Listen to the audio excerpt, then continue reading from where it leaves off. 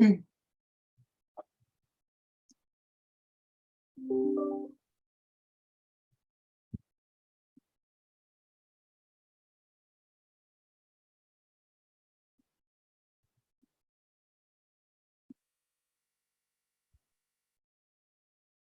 everyone. Welcome. Thank you for joining us.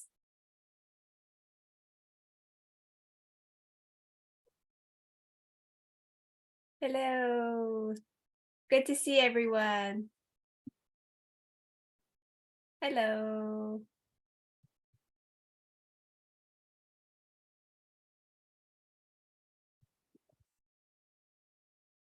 Awesome. Nice to see so many people here. Yay. All right, looks like we're slowing down. Aloha. Thank you everyone for joining us. I am Rina Tagalikud from the University of Hawaii at Manoa, and I have the pleasure of serving as chair of NSC's Diversity, Equity, and Inclusion Committee. And together we are happy to offer this 4-session series. This is the 3rd session of the series called Beyond the Beach. And this series explores the colonial histories and unique cultures of 4 unique NSC destinations: Puerto Rico, U.S. Virgin Islands, Guam, and Hawaii. And today we're so happy to focus on the Virgin Islands. So thank you again for being here, and I will pass it on to Patricia now. Well, good afternoon, everyone, from the land of the endless summer, as I call this area, and we are happy to welcome you. I am Patricia Chow, and I serve as the NSC coordinator on the Albert A. Sheen campus of the University of the Virgin Islands, UVI. And let me introduce my counterpart, Dahlia Sturdivant Felix, who is the NSC coordinator on the Orville E10 campus of UVI, St. Thomas, and we are glad to be here. We should be familiar to you, as we've been coming to conventions for a while, conferences. So we're glad to be here and see all of you. Now let me introduce our speakers for today. We are honored to have Dr. Molly Perry, who is an assistant professor of history and geography at UVI. She received her PhD in history from the College of William and Mary and a BA from Middlebury College. Dr. Perry's accomplishments include, but are not limited to, she is currently serving on the advisory board of the NEH, National Digital Newspaper Program, U.S. Caribbean and Ethnic Florida Digital Newspaper Project. Also, she serves as an assistant editor for the Oxford Encyclopedia of African American History and Dictionary of Caribbean and Afro-Latin American Biography Project. She's a member of the Danish West Indies Collective, which advances research on the Virgin Islands and the U.S. Caribbean. She's currently part of a 5-year, $20 million grant for VI Upscore Ridge to Reef National Science Foundation grant team, examining the impact of climate change on small island ecologies. And in her spare time, Dr. Perry serves as the co-principal investigator on the National Endowment for the Humanities Grant Award, which focuses on community conversations and cultural preservation, and looks at service learning and oral history collection at the University of the Virgin Islands. She has implemented community-based service learning across the UVI first-year curriculum, and we look forward to her presentation based on this impressive work in these areas of study. And now for our NSC travelers, our student speaker, and she is Nikki Kelly, a senior at Utah Valley University. She is studying education and autism. Ms. Kelly has lived all around the world and is excited to leave in 2 weeks to spend 7 months in Switzerland on a research team. We also hope to be joined by Grace Ertl, who is a senior at the University of Idaho in Moscow, Idaho. And after she graduates, she plans to go study abroad to become a counseling psychologist. She loves to travel, experience new places and cultures, and meet new people. And she certainly did all of that when she was on St. Croix. So welcome, Ms. Kelly, Ms. Ertl, and Dr. Perry. Thank you for being here.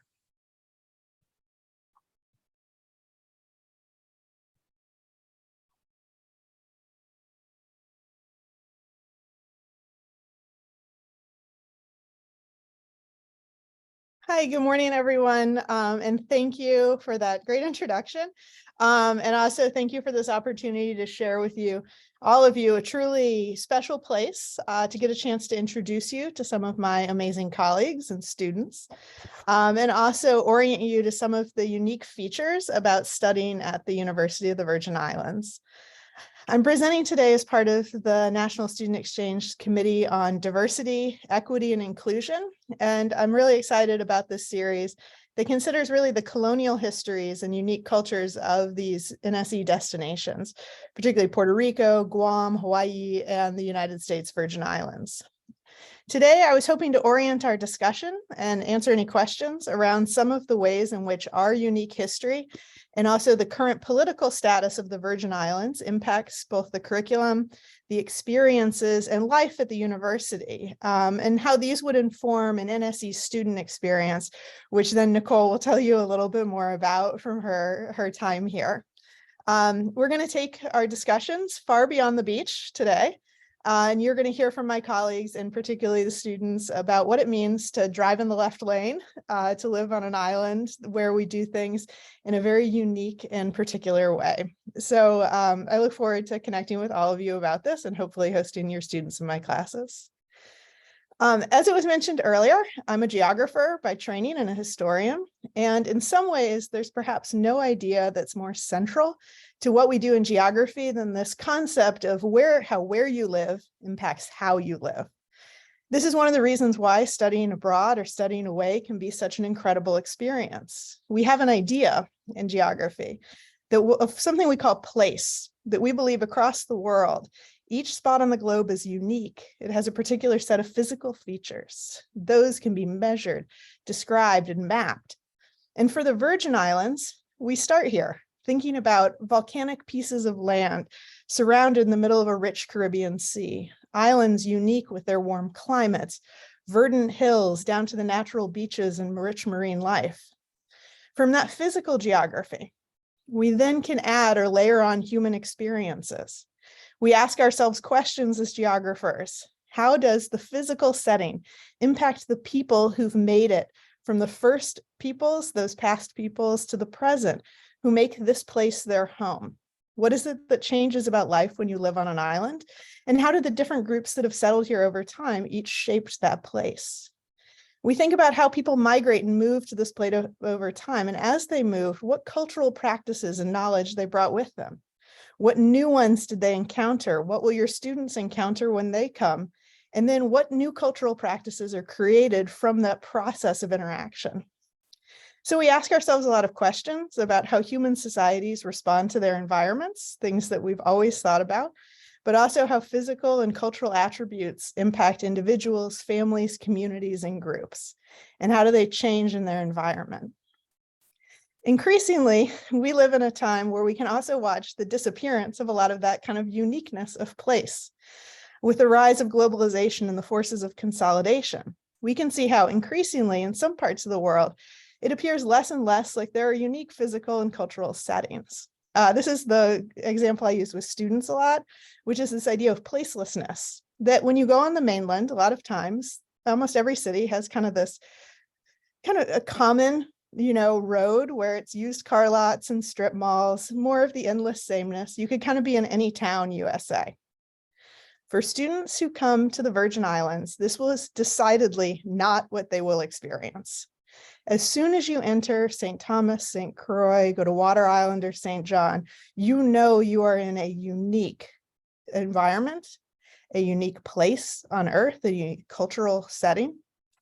And so as you travel to the Virgin Islands, you're transported into that unique cultural setting where life and practices vary from island to island, but where these cultural transmissions from African migrations, like the Moko Jumbies you see pictured here, are kept alive by culture bearers and then the community and are found on the streets and greens and in fetes, where everything from food to drink to music to dance is going to be informed by a complex interweaving of historical events and the unique cultural setting of the VI.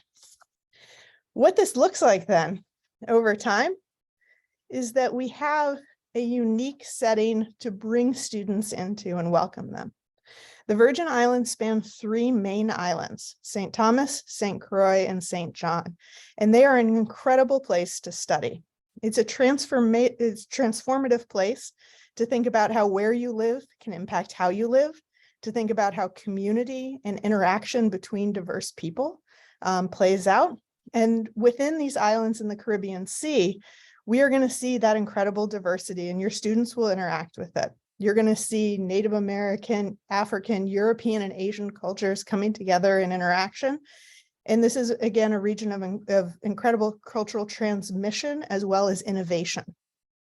There are also islands where you're going to be surrounded by other nations, the British Virgin Islands nearby, as well as Puerto Rico, a Spanish-speaking island, although part of the United States as well. So students have a chance to really see a broad diversity within the Caribbean region. Just to give you a little bit of a sense of some of the different places your students might interact with, at UVI, students can engage with each of the different islands of the Virgin Islands. We have St. Thomas, Rock City, which is really the commercial driver and capital. Bustling port town of Charlotte Amalia. Here you see all the cruise ships and Red Hook. And on St. Thomas, we have our Orville King campus located at the western end of the island near the airport with a beautiful beach that becomes our setting for a lot of the marine science research that's happening. There's also Water Island, sometimes listed as like the 4th and smallest of the Virgin Islands.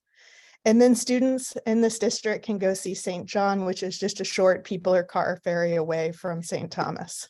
Much of the land on St. John is part of the National Park Service, and so it offers students a chance to learn about both the natural Caribbean setting as well as the incredible history. One of the first large-scale slave rebellions happened in the region, happened in St. John in 1733.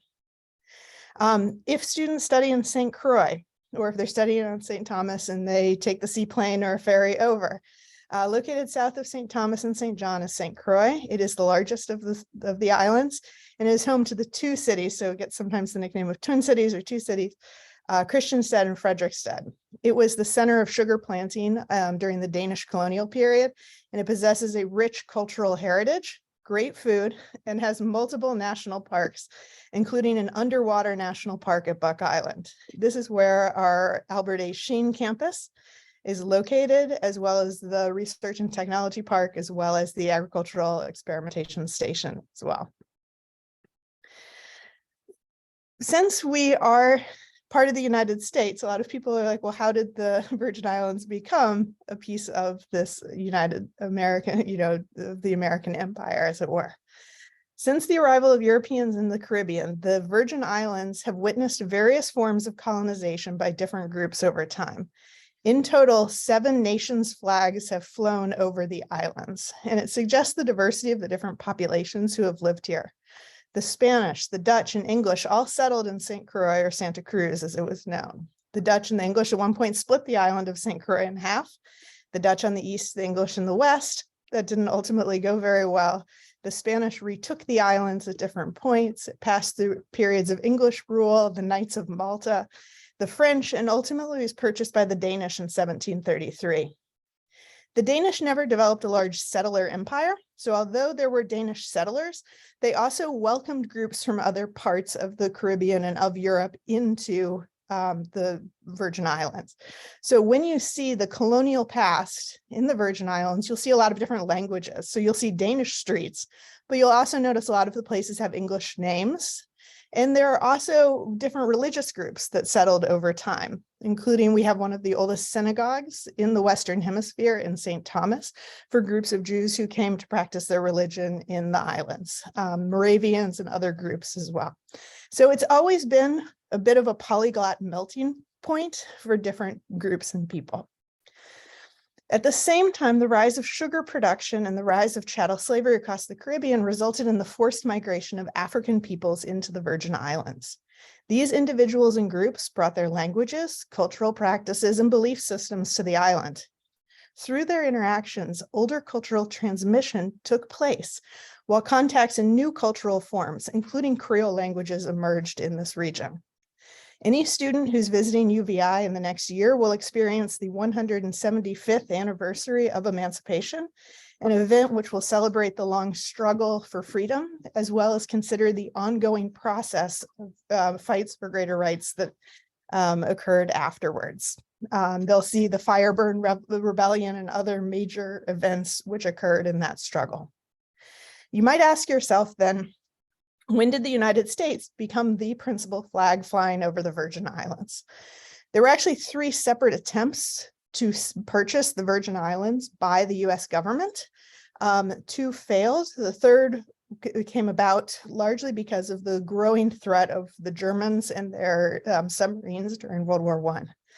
By that point, the opening of the Panama Canal in the early 1900s and the depth of the harbor in Charlotte Amalia had made St. Thomas an important hub for the recoaling of ships that were headed from North America into the Pacific.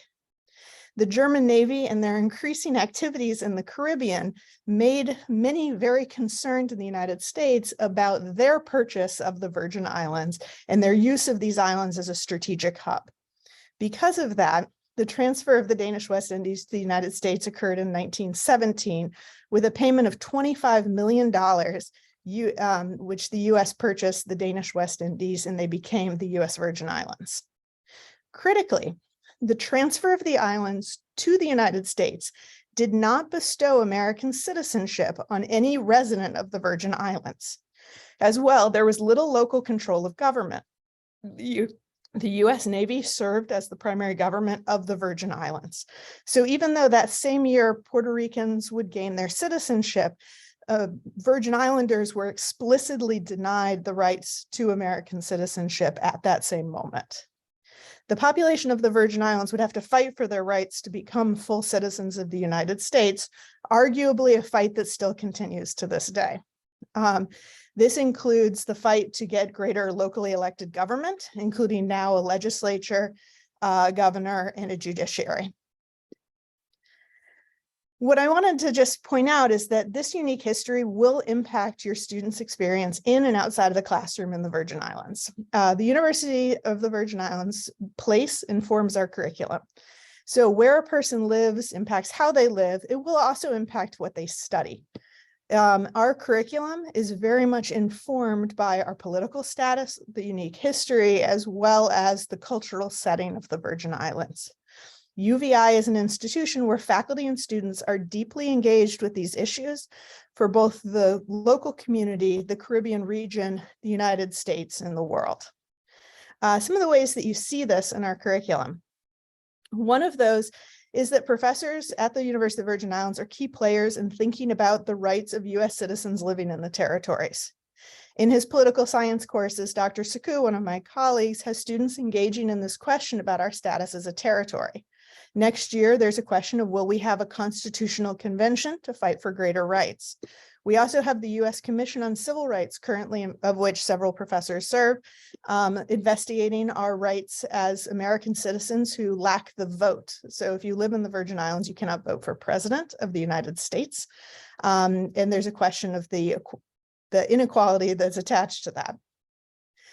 Students studying at the Virgin Islands are asking these questions about equality, freedom, equity in the United States in the context of studying at a historically Black college and university.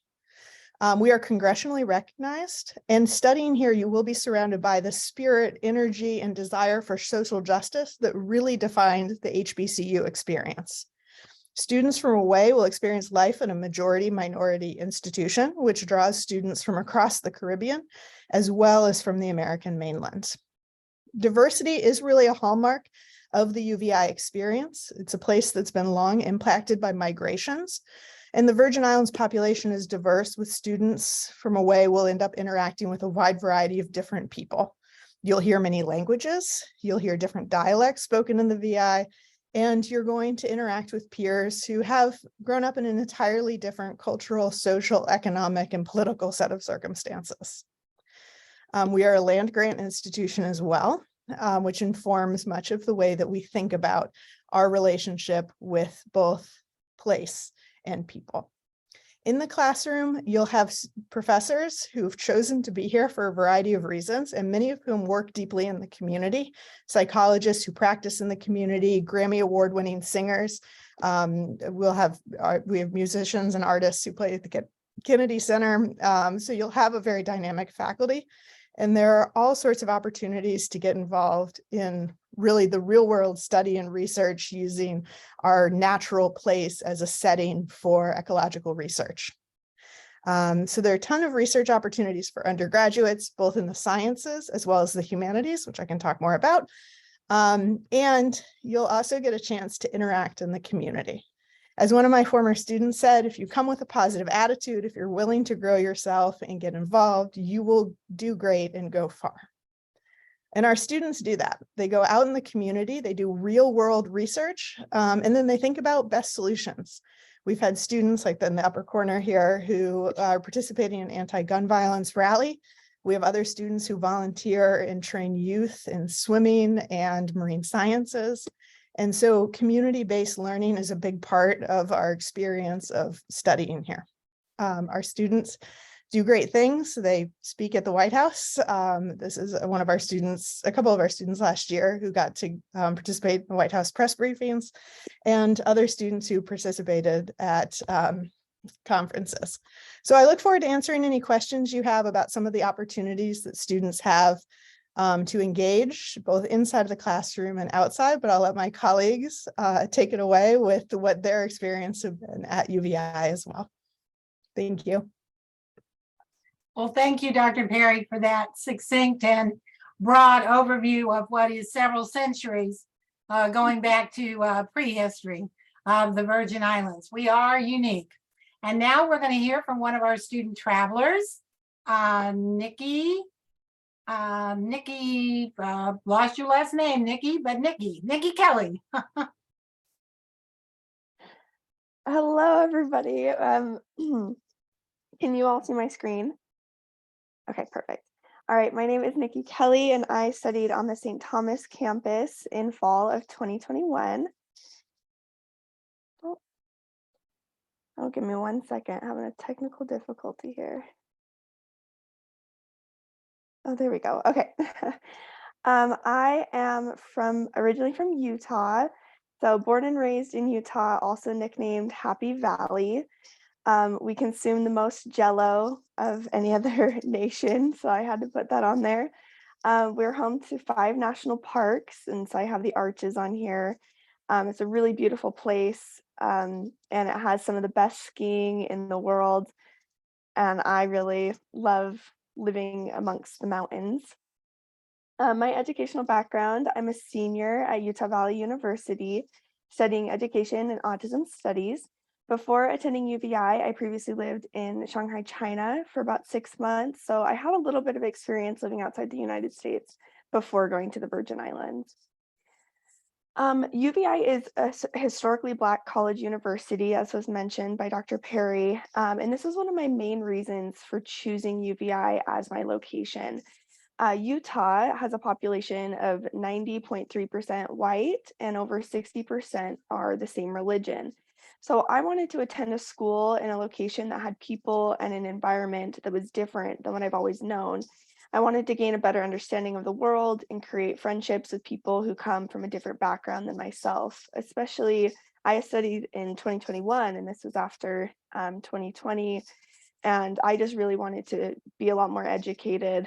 And I feel like I really gained that experience while there. I made some wonderful friends. I had an absolutely fantastic time. So here's some pictures of just the friends and the staff at UVI. Some different things that I learned that I don't think I would have learned in any other location.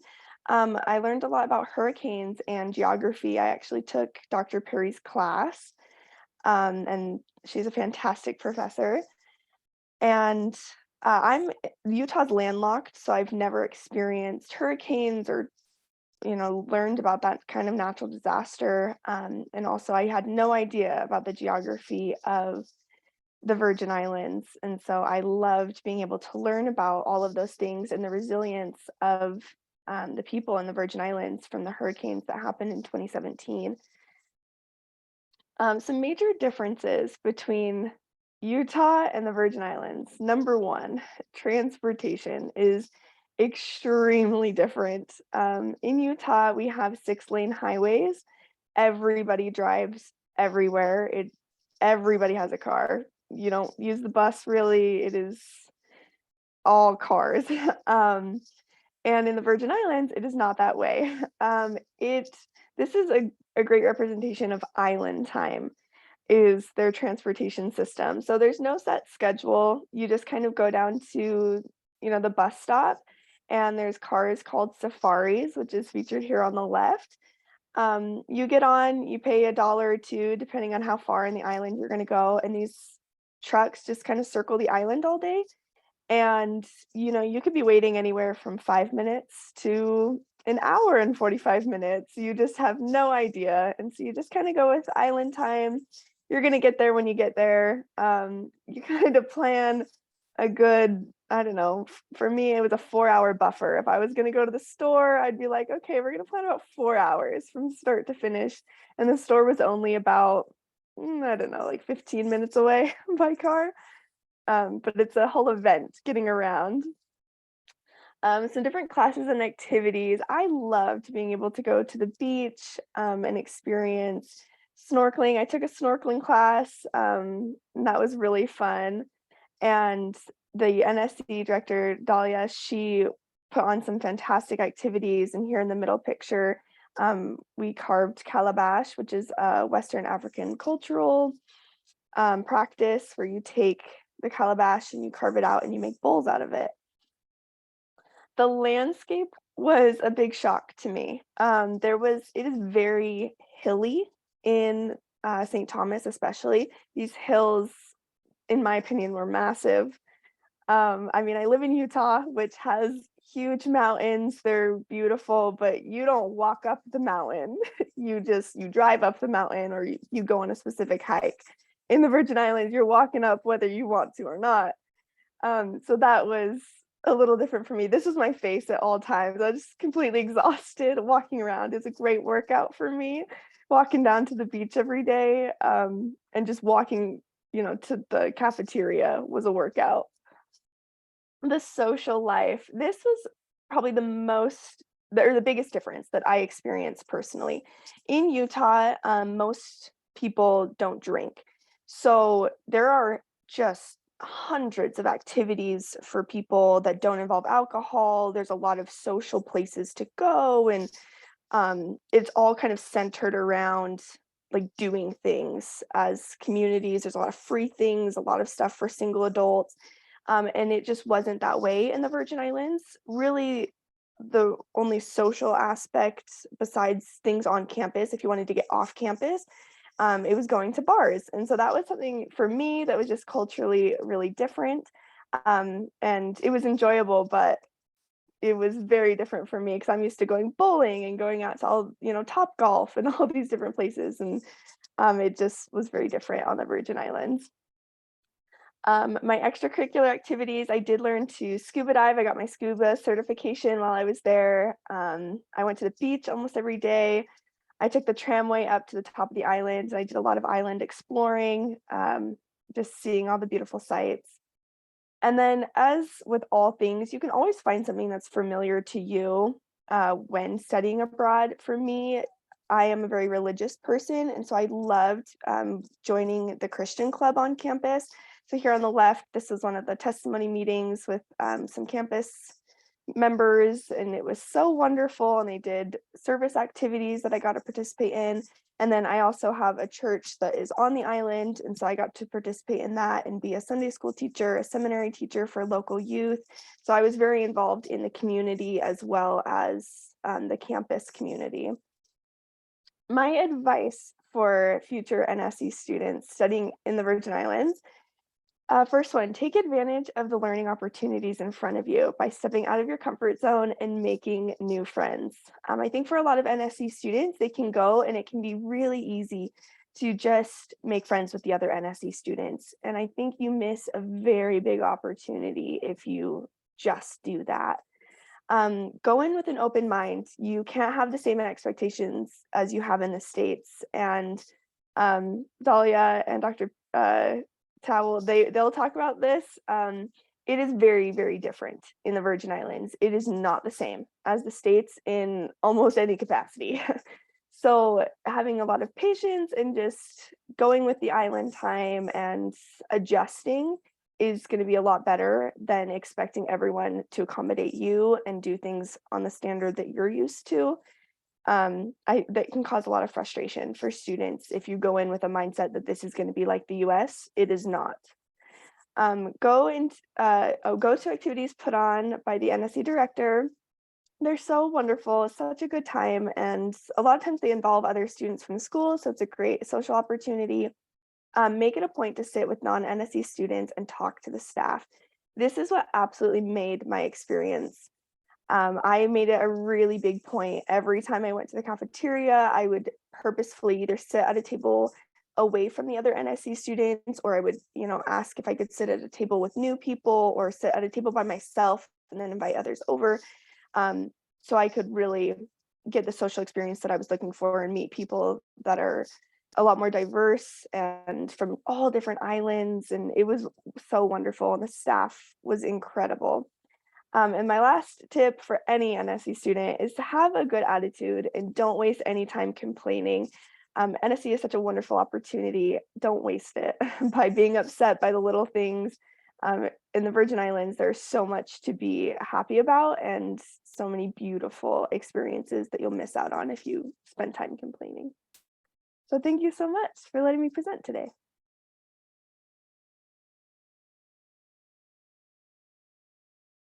So Thanks very much, Nikki.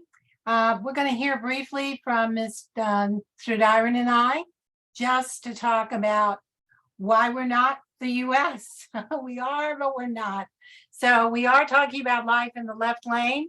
Dr. Perry mentioned that we do drive on the left. We're not sure exactly where that comes from. I've heard a variety of stories about that. Maybe she can clarify, but it does go down back to the colonial times that we had. We also don't do addresses by street names.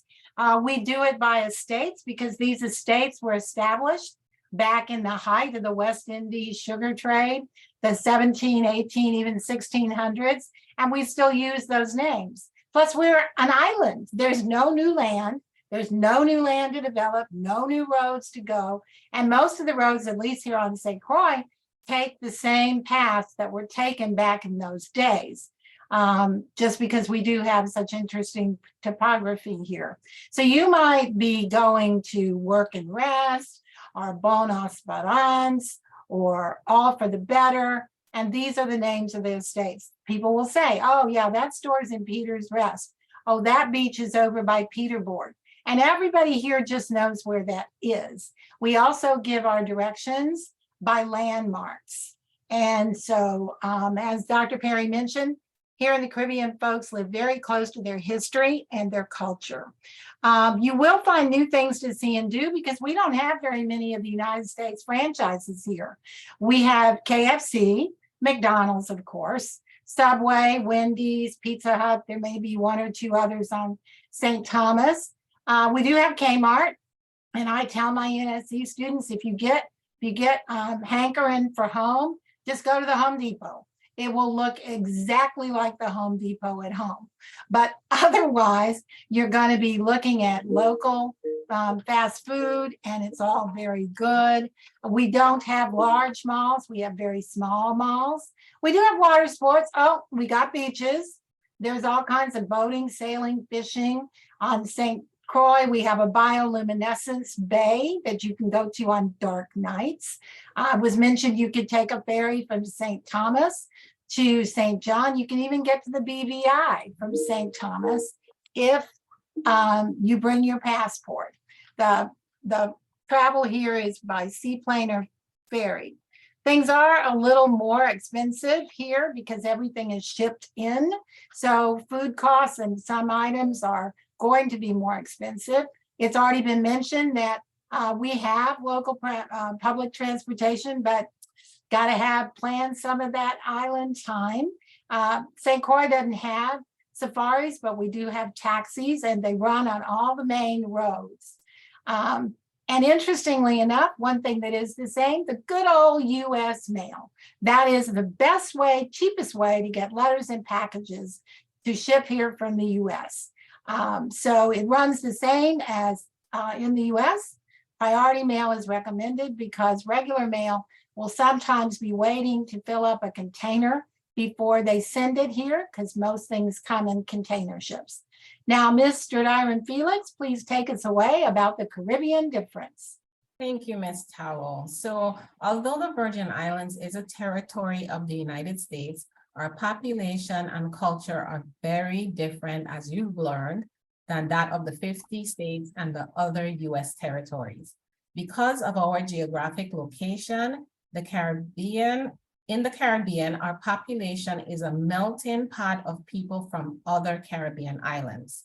The foods we eat, the music we listen to, from reggae to calypso, is influenced by different Caribbean islands and our African ancestry. Another aspect of our culture is language. We are an English-speaking territory. However, most people have a dialect. For example, I would say to someone, "Are you going Lyman?"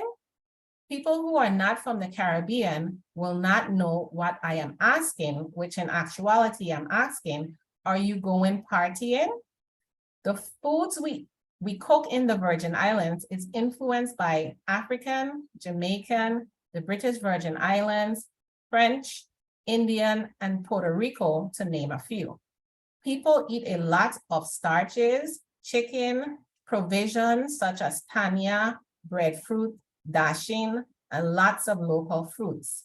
Don't be surprised if you order a local fish and it arrives with its head on. There are many vegetarians, vegans, and pescatarians among local residents. The Virgin Islands is known for its cheap alcohol.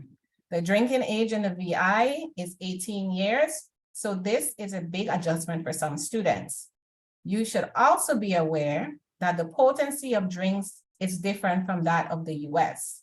For example, an alcoholic drink in the VI will be 3/4 rum and 1/4 soda or juice. So in the VI, we live close to nature. Most homes do not have air conditioning. Instead, we open our windows to the tropical breezes. Water conservation is important to us. Most people depend on rainfall for water, and we store our water in cisterns. Because of our tropical location, you may find the occasional animal living in your house or residence hall. We coexist with lizards, mosquitoes, birds, mongooses, iguanas, insects, and frogs. So lots of differences between the US and the Virgin Islands. So we go on to the next slide where we talk a little bit about how you can advise your students. So take it away, Ms. Towell. Okay, well, let's start with the starting point. At a lot of colleges, you'd reach for the catalog. Our catalog lists just about every course that's ever been taught here. Plus, we're dealing with 2 campuses, and we do not teach everything every semester or even every year. So we're going to ask that coordinators direct your students to our schedule. We are compact enough, read small, that we can list everything we teach on each campus in one web page. So you can see everything, and it's very important that your students are selecting classes that are actually going to be taught on the campus they're choosing the semester they're coming. Once you've got an idea what courses you want, then go to the catalog to get course descriptions. Also, we put up those schedules on Island Time sometime in October, hopefully mid-October and mid-March. But you can refer back to the current year, or the previous year rather. So if you're advising students now coming for fall of 23, please go on the website, put in the search class schedules, click on the link, and go to the campus of your choice for 22 and look at the fall 22 lineup. When the things go up in March will be after our placement conference. So that's how you're going to find your courses. Please look at the format, just like your schools. We have a lot of different formats, but maybe unlike your schools, the 6 colleges here don't have the same monikers for the classes. So if you see something that looks like OL, ONL, those are all online. Same with Zoom, hybrid Zoom. Those are going to be classes that there are probably going to be some in-person sessions. We do have in-person classes. You will tend to see a room that's assigned in a specific time. Plus, you may see in the same column as you're getting the formats, an alphabet letter. The first alphabet letters are usually used, A, B, C, D.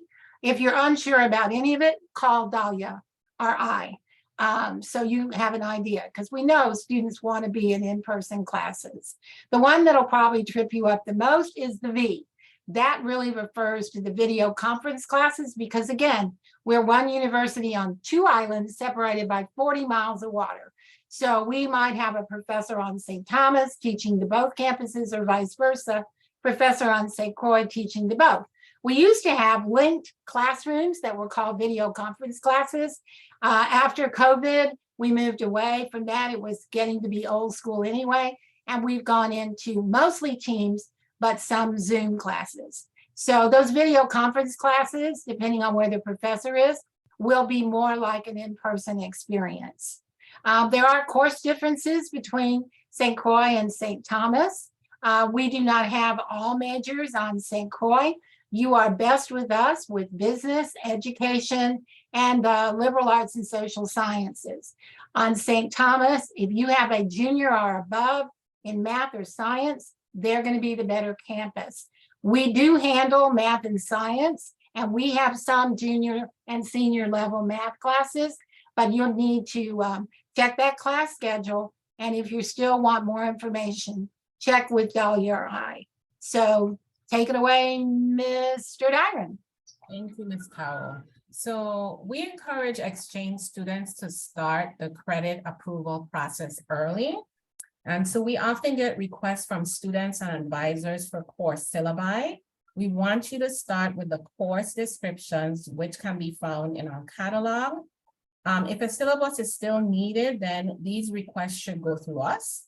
We can generally get syllabus, however, it may take some time, so we ask for your patience. Additionally, our registration and housing processes are not as streamlined for students. So students must complete a paper version of the housing and registration form. So there's a lot of forms that Patricia and I send our students to complete. As coordinators, we are the liaison to the other offices on campus. So we assist with getting our students registered. So again, that's just some tips that you could take away as you work with your students in selecting the U.S. Virgin Islands. So now we have the pleasure of hearing from Grace Ertel, who will share her experience on the St. Croix campus.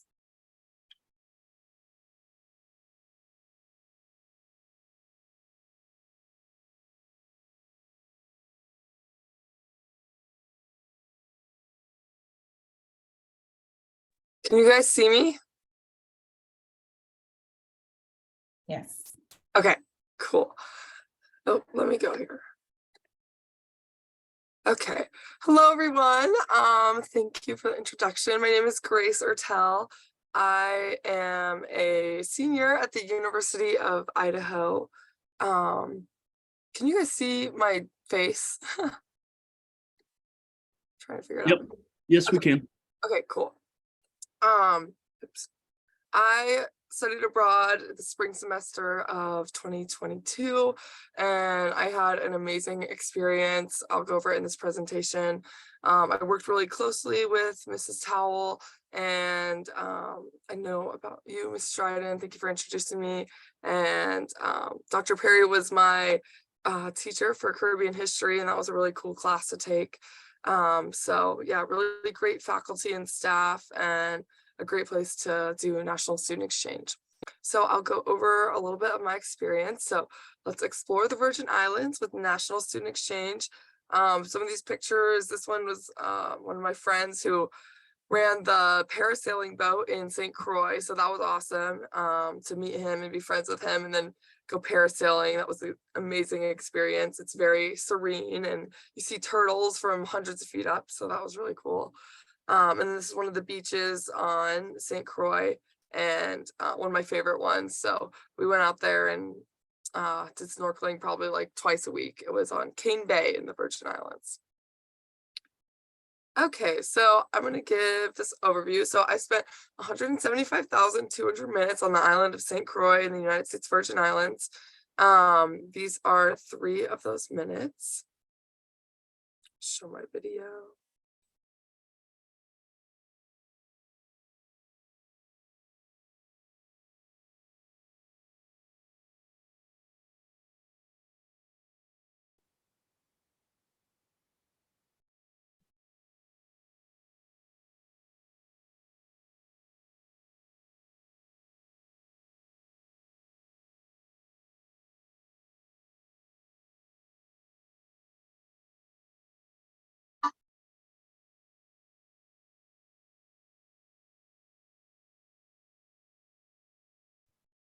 Grace, we actually can't hear the audio. If you want to unshare Uh-huh. and then click share screen again, and there's 2 little boxes at the bottom that say share sound. Uh-huh. Okay. You have to do that. Okay, let's see. So stop share. Sorry about this. No worries. So click share Oh. screen. Yeah, did you see that? Yes. Okay, got it. Thank you.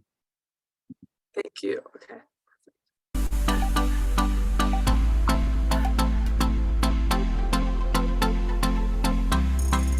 You give me something I need, yeah. You give me something I bleed, yeah. You give me something I crave, oh, I really need you too. I really wanna feel great now, so let me have my way now. No one ever gonna leave, cause I'm so invested in you. Cause I really feel a vibe every time you set the right down. And nobody like this, man, it's nothing like this, and it's nothing like you. Nothing and nobody like you. And every single time we touch, no one ever wanna stop, because I always wanna let you know that I love you so much, it's nobody like you. Nothing and nobody like you. So make me ball out. Oh, oh, oh, oh. Long time is a overdue. Long time is a overdue. Make me ball out. Oh, oh, oh, oh. Long time is a overdue. Long time is a overdue. Because you're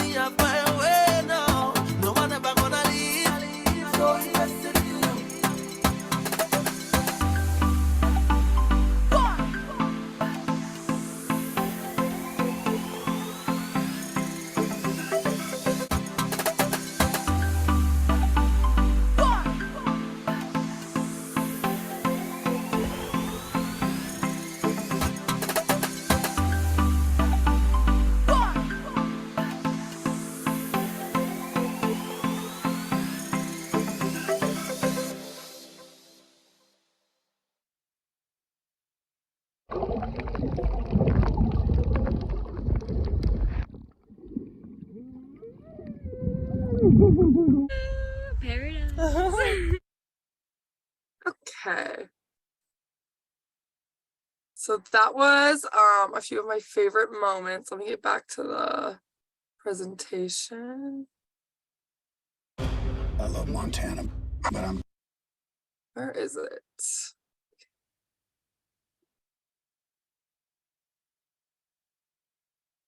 Sorry, it is, how do I move my tabs over? Okay, one sec. Sorry, I am so not Zoom oriented. Okay, here we go.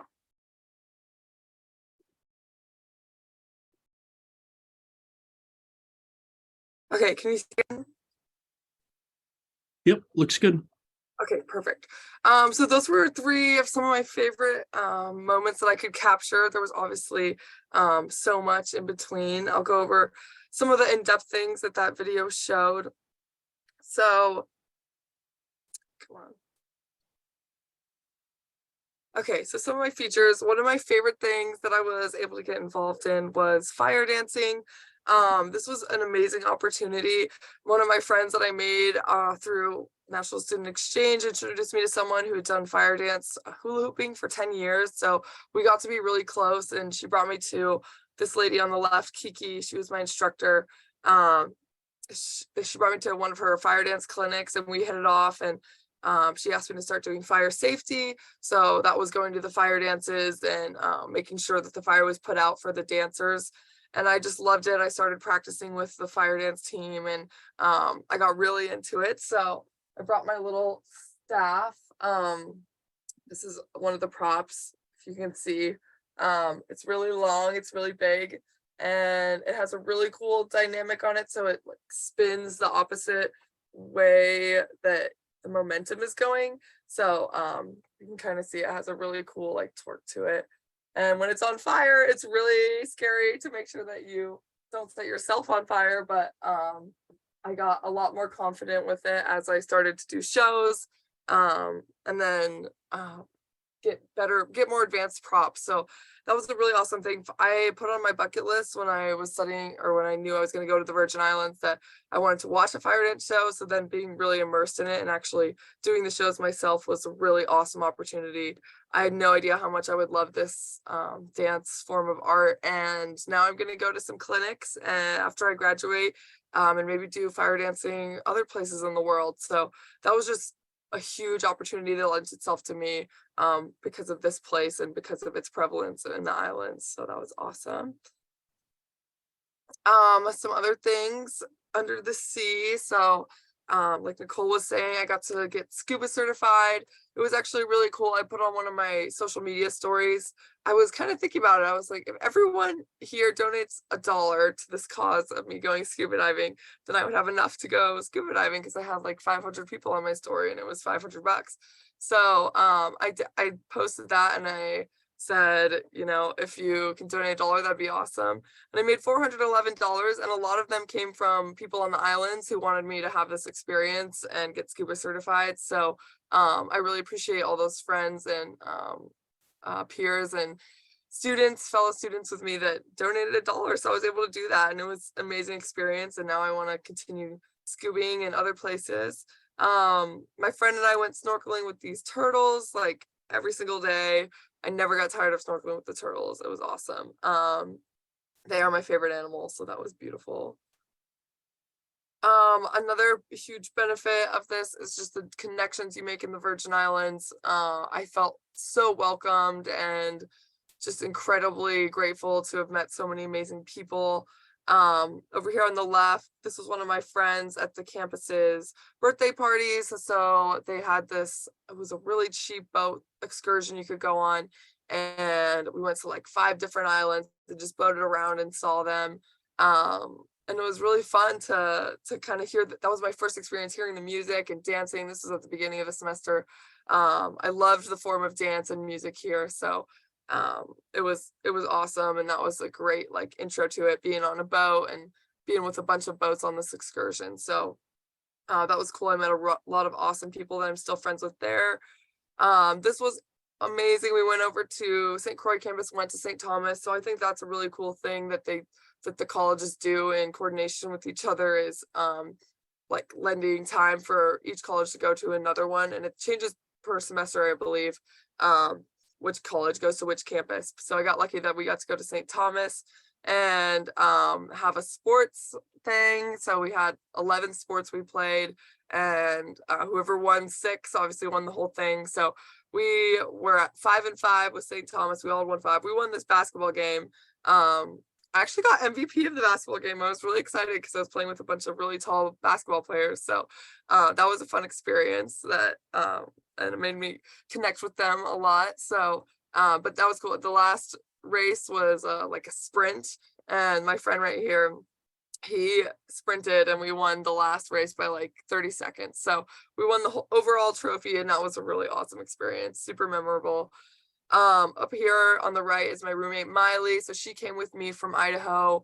We are both small town girls. We're from like towns of 400 people in Idaho, big skiers. Like Nicole said, we love the mountains. So coming to this place and this beach area, we kind of find our island selves. And as much as I love the mountains, I think one day I will need to live on a beach. And Miley is already doing that. She moved to the Virgin Islands permanently. So we had an amazing experience together. I miss her dearly, but I'm so glad that she is still thriving in the Virgin Islands. Okay, so some other things, new foods, opportunities, and work experience. So on the left here, this was my favorite food. I ate a squid right out of the ocean. No, I'm totally kidding. I did not actually eat it, but I did have a lot of amazing foods. There's some more photos coming up. From like conch balls. Those were my favorite. I was invited into the home of this family, and they made me all kinds of different foods and fruits and juices. So I love experiencing that. I think it's a really big part of the culture, and I encourage anyone who's doing National Student Exchange in the Virgin Islands to try all the different foods because it's really unique. Opportunities.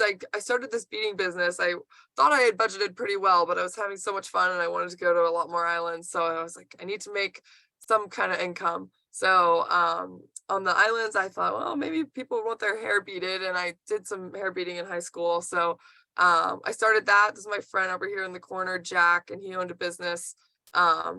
He's lived there a couple of years now. Knew a lot of people, so it was great to be friends with him, and he got me into his business and kind of started my beading debut. And then I went over to some islands and beaded and made just quick cash, which was awesome. So there's a lot of opportunities like that that present themselves. You just got to take a hold of them. Yeah, it was awesome. People were so nice with getting their hair beaded all the time. And then this was really cool. So I mentioned that I worked closely with Patricia Towell and the University of Virgin Island mental health advocacy team. So that was my job. I was an advocate for mental health. This was my coworker, Micaiah, at our gala at the end of the year, our work gala. So that was really fun. I got to learn I'm a psychology major, so I got to learn so much and be immersed in this new cultural world of advocating for mental health. And I got some certifications. It's actually counting partially for partial internship for my internship requirement in Idaho. So that was awesome to get some hours done for that. Yeah, great opportunities to work on campus as well. Another way to make some income and really be involved on campus with the students. Say Grace, I'm sorry, I'm going to jump in real quick. The session ends in about a minute. Oh, shoot. So yeah, sorry, we ran out of time here. Do you have any quick last thoughts? I guess 30 seconds or less. Sorry guys. Yes. Go to the Virgin Islands. It's amazing. I had an incredible time, and the people are just absolutely kind and welcoming, and it will be an amazing experience if you put the time in and make it one. So yeah, go VI. Sorry guys. That's okay. Thanks so much. Raina or Dahlia or Patricia, any parting words for us? I just want to thank all the speakers. You guys were wonderful. I very much enjoyed learning about the Virgin Islands. I'm excited to someday get myself there. But just want to thank you all. And Dahlia, Patricia, if you want to say anything. Yes, so we would also like to thank our presenters, Dr. Perry, Nicole, and Grace. for your wonderful presentations. We are sure that individuals that joined us today has learned a lot about the VI as well as our culture. And we are excited, Patricia and I, to not only welcome NSC coordinators, but students to America's Paradise. Anytime, any day of the week. Thank you.